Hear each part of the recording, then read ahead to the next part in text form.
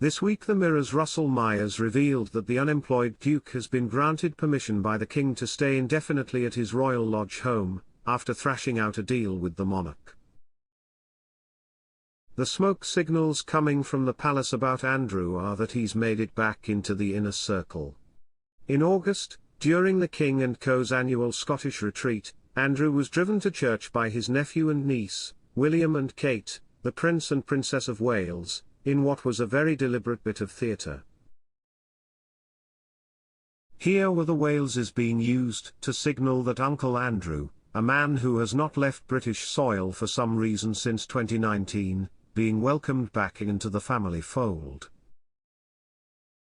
While there is no question that the Duke of York will ever be given the chance to resume public duties, this very apparent bringing him in from the cold defies belief, good sense and the view of 88% of Brits who think he is a massive plonker. Andrew has also retained the right to host his annual shooting weekend at Windsor, the Daily Beast's Tom Sykes has revealed. The Duke and Duchess of Sussex have been lumped in with Prince Andrew, and arguably treated worse. His perks don't end there, with reports that he and housemate Sarah Ferguson, Duchess of York, have meals sent over from the Windsor Castle kitchen up the road and that the 21 acres of grounds are looked after by royal gardeners. That would give him plenty of space to ponder historian Andrew Loney's courtroom attempts to find out if Scotland Yard ever actually investigated his accuser Virginia Giuffre's claims. Within 24 hours of Harry's memoir Spare being released, the King had started proceedings to boot them out of their UK home, Frogmore Cottage, page 6 reported at the time. In September, the Sunday Times reported that courtiers have discussed leasing a property to the Sussexes inside Kensington Palace, but that was a claim which was hotly disputed by the palace.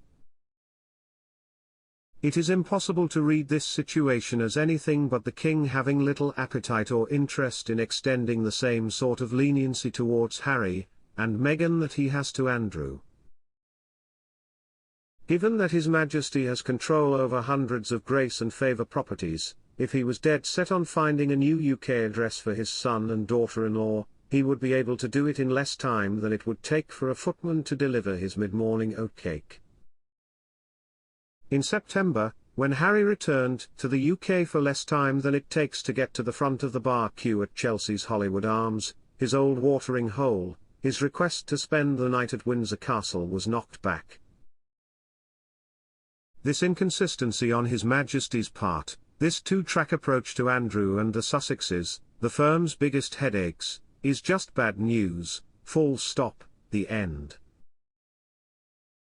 Andrew might still be a part of the actual family, but that does not mean the King should be parading him about in front of the cameras with William and Kate or letting him continue to live like Lord Muck in an enormous pile the size of a modest hotel.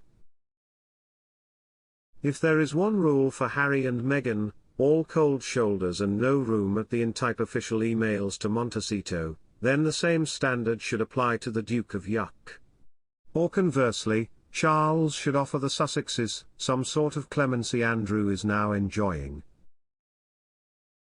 It is a horrible look for the King that the Duke of York can now gobble down Victoria sponges sent over from castle kitchens while gleefully contemplating the wholesale slaughter of some birds, while Harry can't even get his family, one of the largest property holders in Britain, to stump up a spare room. If this is what His Majesty's radical reset looks like, then God help us, pheasant everywhere and all those cousins of his still living at Kensington Palace, if he ever really does a hard reset.